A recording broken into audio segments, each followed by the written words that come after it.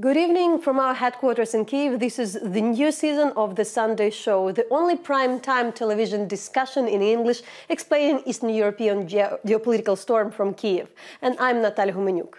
And we know we have as our guest Archimandrite Kirill Havarun, a professor of Loyola Maritime University in Los Angeles, a person who for a while had been explaining what's happening with the independence, autocephaly of the Ukrainian Church, and it had happened. Right. Thomas is at the Ukrainian hands. We have the Orthodox Christmas today. And so, first of all, happy holidays. So to you.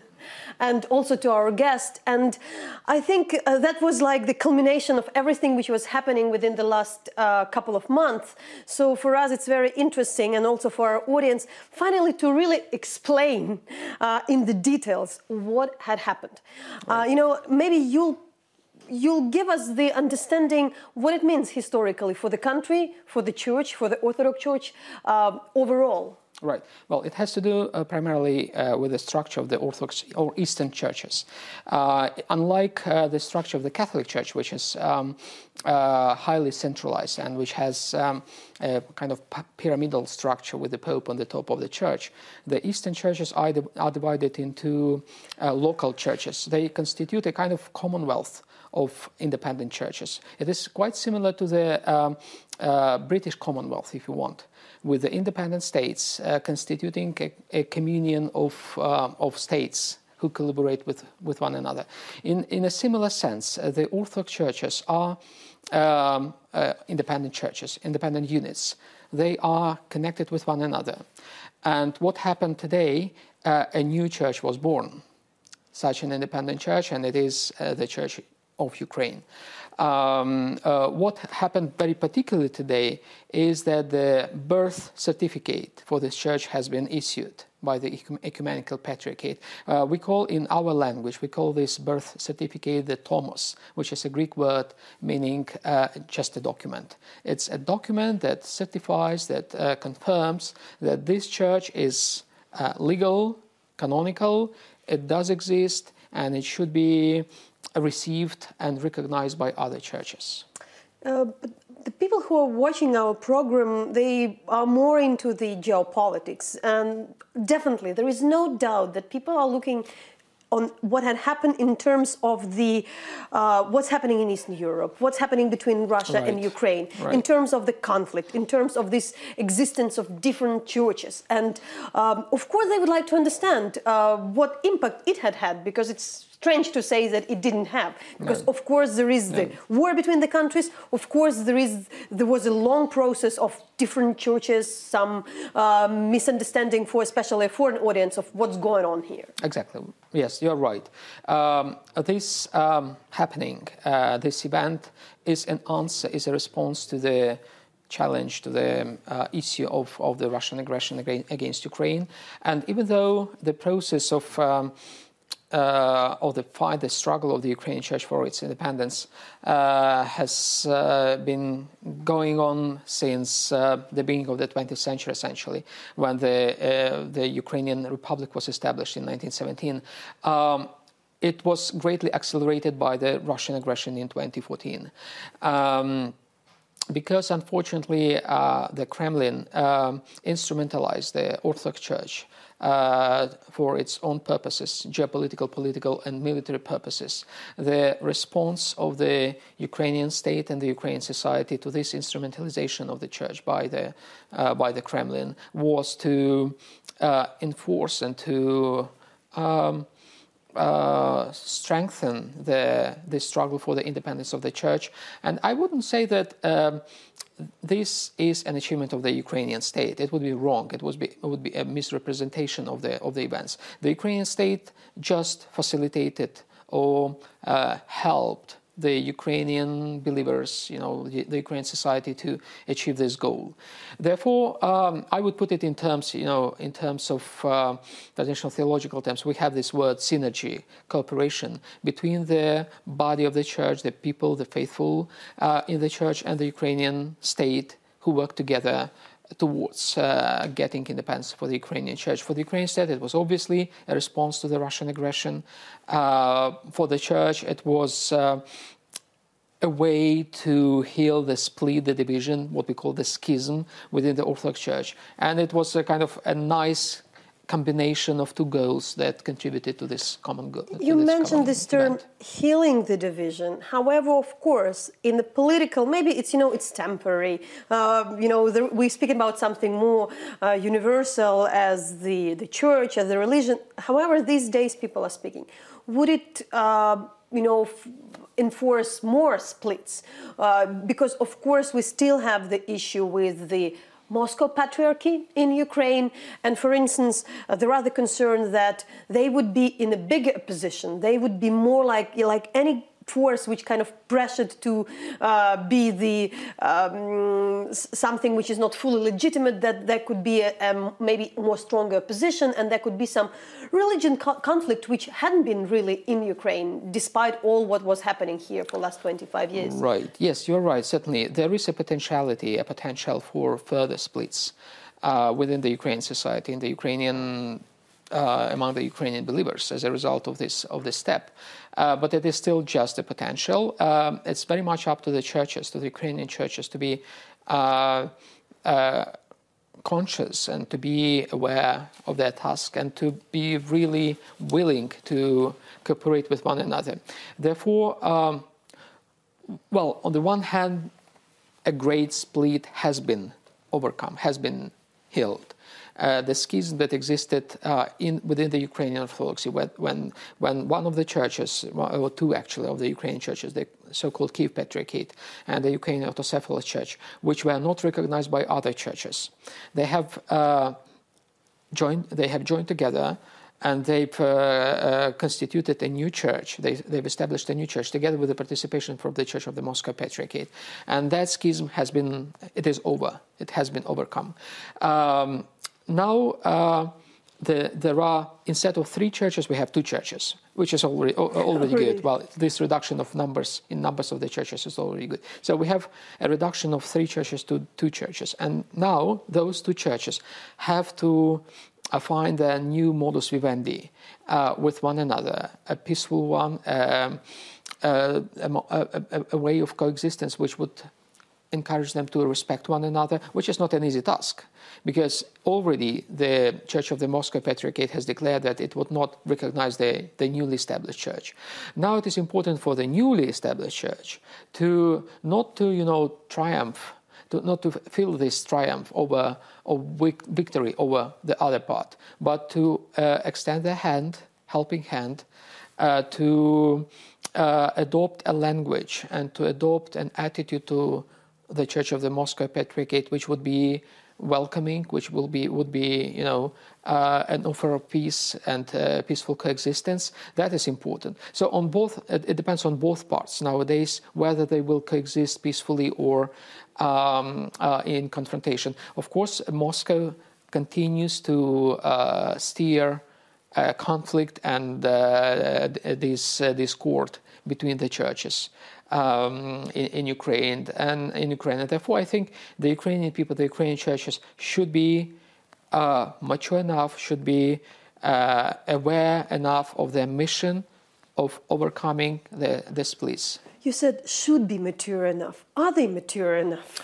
What do you feel already with this, what we feel in the air? Well, I have mixed feelings about that, to be honest. On the one hand, I see a willingness and a readiness of many people in the newly established church to live in peace. There were very good messages articulated by the new primate of the church, Metropolitan Epiphany. I also hear some worrying messages of, a message of we have won over others, now we have our our cause has prevailed over other causes. Like, for instance, I heard this from former Patriarch Filaret, who used to be the primate of the Kiev Patriarchate. And those kind of messages are a bit worrying for me. Therefore, I think within the new church, we will hear many voices, both peaceful and more like waging wars and, revenge or whatever. I think we must avoid this kind of messages and voices. In our publications, we explain many times how the whole process will happen with the parishes, right. How the parishes will move to the new Orthodox Church of Ukraine. But can you also elaborate more on that? What to expect? How fast it can happen? Because also there were just a very few bishops from the former Moscow Patriarchy right. who moved to a new church. There were just a few out of 90. Right, that's true. Well, to my understanding, to my knowledge, some of the bishops from the Moscow Patriarchate planned to join the new church after the Tomos would be signed, after today. Actually. Okay. So we'll see what will happen with their intention, whether they will want to carry out their intention. Another thing is the communities. Indeed, all the weight of making decision about their affiliation is given to communities, not so much to the bishops. And the communities, the people will decide whether they will want to stay in the Moscow Patriarchate or they will want to join the new church. So it will not be a kind of, a process when huge blocks of the Moscow Patriarchate would join the new church. It will be more like, small stones from the Moscow Patriarchate will move to another construction. Therefore, it will be a slow, probably, maybe not so much a centralized process.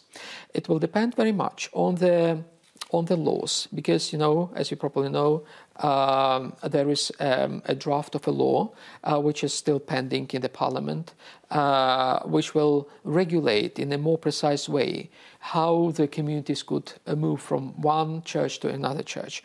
So the process of changing the affiliation of the communities will depend very much on that law, on its implementation, and on the way how the state will enforce order and will protect the choice of the communities. Because one thing is when the state would, say, encourage or interfere in the church matters and would, force maybe communities to join the new church, which would be wrong. But the task of the church in this in this situation is to protect the choice of the communities and of the people, which is not quite obvious whether the state will be able to do that. Therefore, it's exactly where is our interest, to what extent the Ukrainian state is participating in the process. You mentioned previously there is a cooperation, but if you speak about the parliament, right, you can see that it might be a political decision. It will be a political decision, certainly. But again, in the secular state as Ukraine is, because Ukraine is a democratic and a secular state, indeed, according to its constitution and I believe it is a very good kind of feature of the Ukrainian state. According to the secular status of Ukraine, the state cannot and must not interfere into the decisions of the communities, of the churches, where to go, what to do.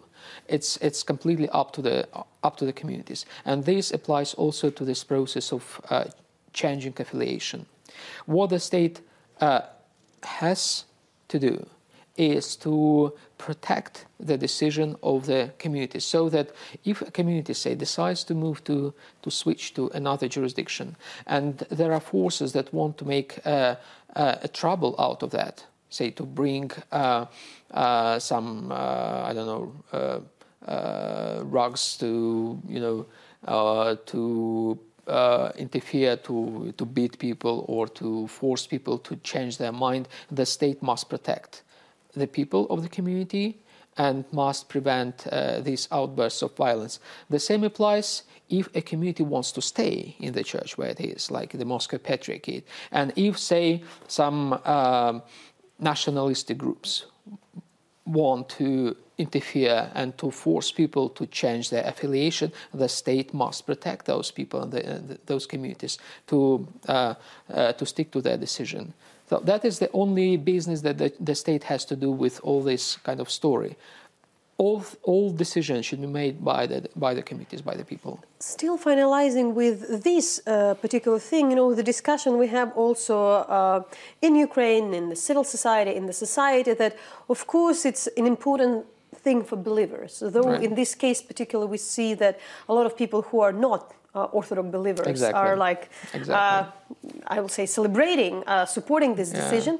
Still, there is a bit of the strange feeling for a lot of people that, we have 2017, we're speaking about the secular state, but everything politically is so much about the church. The president goes to Istanbul. All the political elite, is going to the church. They, show, they kind of celebrating the fact that we participating in that. It's up to us. So, and it creates a bit of the thing of the division in the, also in the society as well. Like, should it be something we should be that much kind of speaking too much in this time, when the world is looking probably a bit differently on the role of the church in society. Yes. Well, I would certainly distinguish or even differentiate between two currents or torrents regarding this autocephaly movement.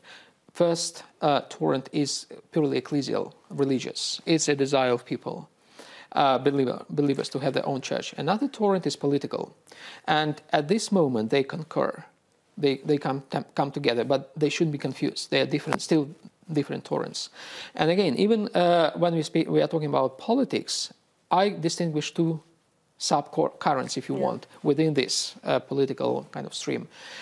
First, it has to do with the society, with the civil society. Another one has to do with the state. They are different in Ukraine. They're clearly cut. Different in Ukraine, and they should be different. And I think in the wake of the Maidan, of the events of the Maidan that happened in 2014, this differentiation became very clear. And still, I believe the civil society and the Ukrainian state are not coherent exactly with one another. There is a political agenda of the civil society regarding the church, and there is a political agenda of the Ukrainian state, and particularly of the President Poroshenko regarding the new church. It is quite clear that the civil society, however secular it can be, but I should make a kind of footnote that the civil society of Ukraine is not secular. We saw it in the Maidan when people who met there, the civil society that met there, they prayed together, they invited the church to be with them, and the church was with them. I believe that this entire cause for independence of the Ukrainian church is a continuation of the agenda of the civil society in the Maidan to have a church which would be independent from the Russian political influences, whatever, but also from the political influences of the Ukrainian state. The political agenda and the political purpose of the president of Ukraine is quite different.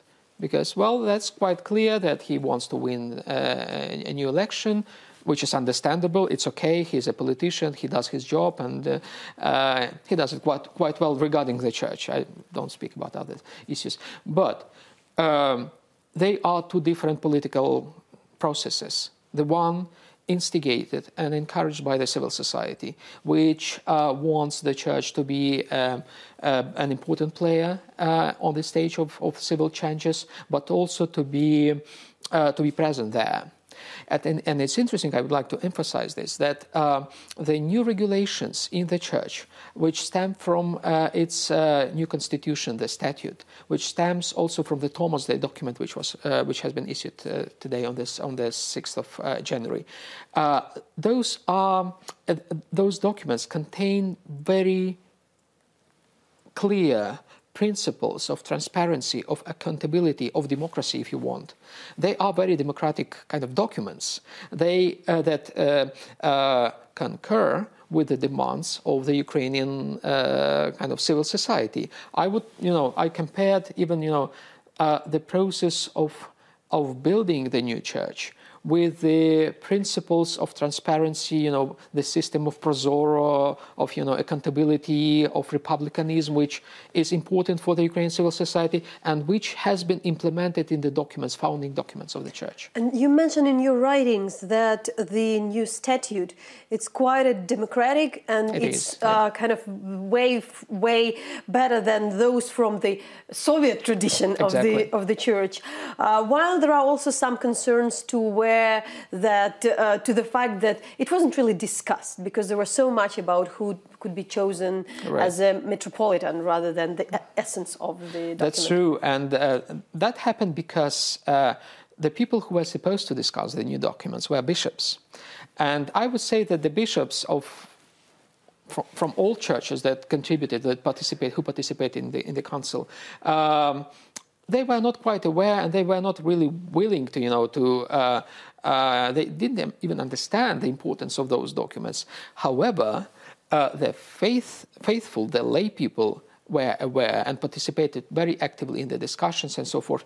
And I believe that in the new church, the participation of lay people, not just of hierarchs, of bishops and so forth, will be important. And this will be a new kind of feature of the new church as a response to the demands of the civil society, the token of coherence between the new church and the civil society. That is another thing, an important thing that will make this church a part of this process of social transformations in the Ukrainian society. The new church, I hope, it has a potential to contribute to the positive transformations in the Ukrainian society under the condition that the lay people, members of the church who are also members of the civil society in Ukraine, will be given an opportunity, a chance to participate in it.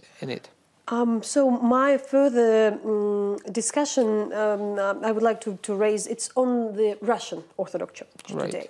What has changed for the Russian Orthodox Church, and what should we follow? Of course, there are this official announcement, that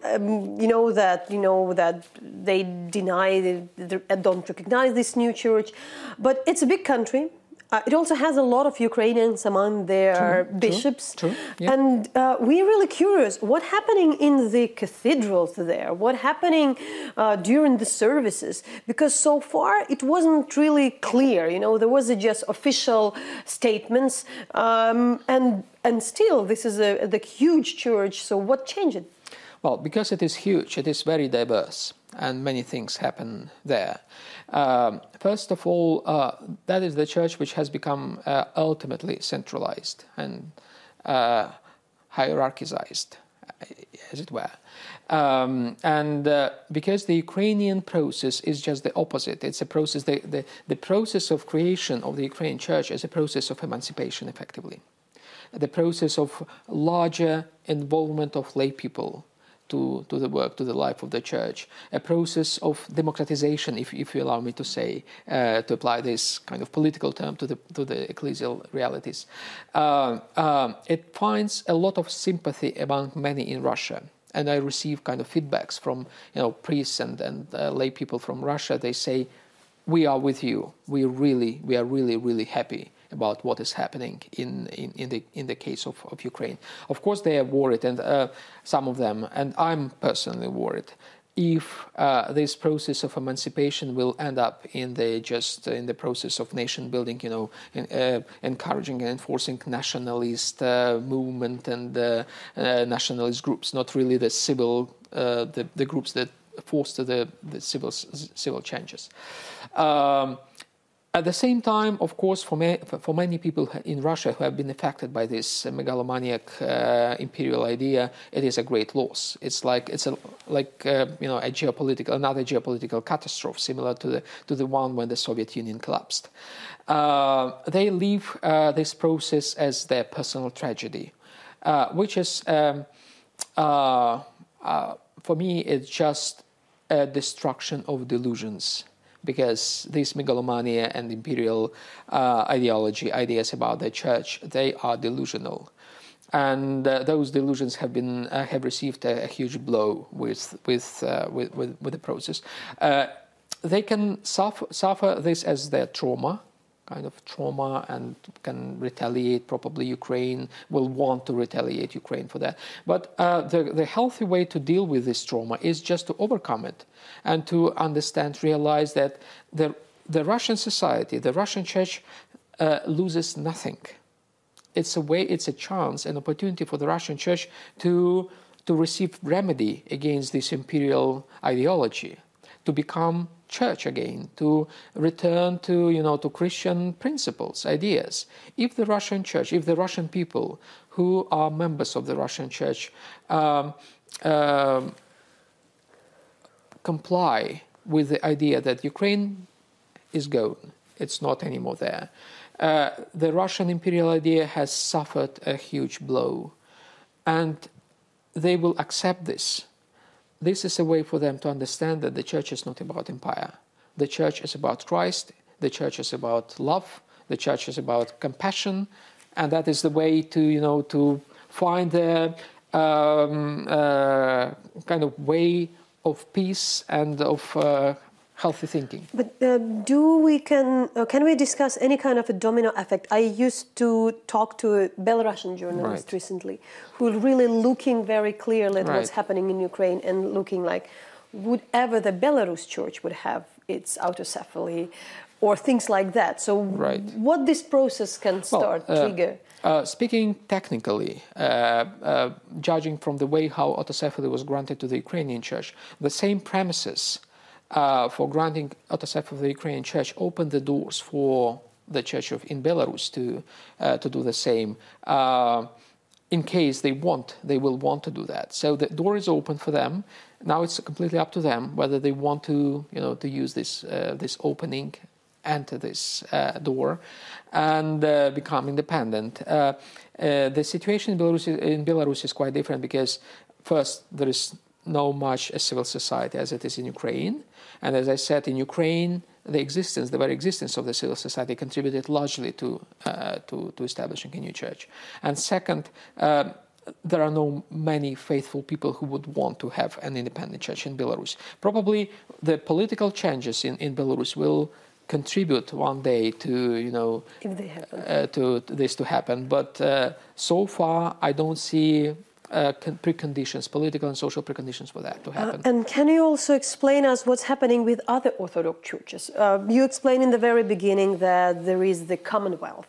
However, there were concerns that, for instance, like Serbian church would probably won't recognize a new Ukrainian church because of the influence of the Russian church, and as well there were no positive signs from the churches, let's say from Georgia. Or so, what's happening in this landscape in Eastern Europe? It's too early to say what will happen. There are kind of preliminary judgments, but they are too speculative.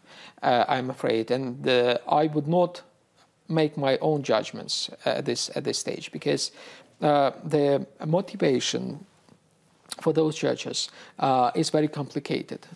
Like, for instance, even if you take the churches which are traditionally kind of in the Russian orbit, like the Serbian church, for instance, or the Church of Antioch, it's not given that they will object the Ukrainian autocephaly. The process has only begun. It has begun since actually today, since the 6th of January. Only after the 6th of January, when the Thomas was granted to the Ukrainian church, the process of recognition will formally start. It was impossible before the Thomas was granted. The first church that has recognized the new church is the Ecumenical Patriarchate, and of course several churches will follow the Ecumenical Patriarchate almost automatically. Other churches will deliberate, will discuss it, but again they will discuss on multiple grounds and multiple premises. Like, for instance, the Serbian church. Yes, politically it is kind of affiliated with the Russian church. But at the same time, it's interesting that the Serbian church itself received its autocephaly on the same premises that the Ukrainian church has. Therefore, by denying the Ukrainian church, the Serbian, the Polish church would effectively deny themselves. And it's Not everyone in those churches would agree to do that. Therefore, let us wait for the discussions within those churches. It will be a collective discussion in the synods, the collective kind of gatherings of those churches, and they will come up with their decisions. I think that there will be no kind of definite, clear-cut objections and negations of the Ukrainian church from any church. There will be some reservations, of course, expressed by those churches. We'll see to what degree those reservations will be severe or just, just formal. And gradually, I believe, the churches will recognize the new church. It will depend very much on the Ukrainian church itself, how much it will show its openness and integrity and inclusiveness and so forth, because this will matter. The churches who will want to recognize the new church will look at whether the new church, the Ukrainian church, is just nationalistic, just corroborates, this right-wing populism and so forth, or it is really ideologically neutral. It is a bit beyond politics, not maybe a bit, but sufficiently beyond politics, and whether it is open enough to minorities within Ukraine, something that the Ecumenical Patriarchate has stressed very kind of consistently, that the new church should be very inclusive, should really embrace everyone on the Ukrainian soil. And the role of the Patriarch Bartholomew. We've been discussing also a lot that a lot depended on him. Right. And though it is a religious issue, still, a lot happened because there was his political will, let's say, to grant this autocephaly, and it depends also on his relations with the Russian Patriarch. Correct. So what would you say? And yes, certainly. I would say that his role, his decision was the most decisive one. Even more important than the role of the Ukrainian president, if you want. He has chosen a very safe strategy or path towards Ukrainian independence. It has consistently and effectively avoided, political motivations and engagements. He tried to demonstrate his political neutrality. The way he has chosen for the Ecumenical Patriarchate to help the Ukrainian Church to be established is the way of the canons of the Church, the internal regulations of the Church. Therefore, he was sometimes, fanatically sticking to the canons of the Church, to the upset of many. And then I believe that was the safe way, exactly, because this has helped him, and this will help him to avoid accusations of being politically motivated or, to have any sort of interest, material interest. He has been accused, of corruption and so forth, which the accusation he has, he was joking. Refuted. In fact, he was joking about exactly that. Because it was a joke. And exactly to avoid all sorts of accusations, he chose the way of the canons of the Church. I should stress that the Moscow Patriarchate has accused the Ecumenical Patriarchate. The Ukrainian Church of the Moscow Patriarchate has denied the right for the new church to exist on the premises that they are not canonical. And this is wrong, because exactly to rebuke this kind of objection, this kind of refutation, the Ecumenical Patriarchate enforced this canonical aspect of the story and has built effectively the Ukrainian Church on the basis of the canons of the Church. And he has played certainly a very decisive role. He has chosen very ecclesiastically correct ways to deal with this issue, and so far he has succeeded. So, Kirill, thanks a lot for extremely informative discussion. And what I understand, that it's just the beginning. So the Thomas had been granted, but it's just the start. Not just that; it is a beginning of the beginning. That would be also good to say. So. Archimandrite Kirill Hovorun, who is a professor at Loyola Maritime University at Los Angeles, and also one of the best experts on explaining what's happening to the Orthodox churches to the general public here in our studio. So thanks a lot. I'll also remind everybody that there are way more information on our webpage en.hromadske.ua. There are articles, explainers. You can also go to our Twitter and Facebook, search Hromadske International, where you can be updated 24/7.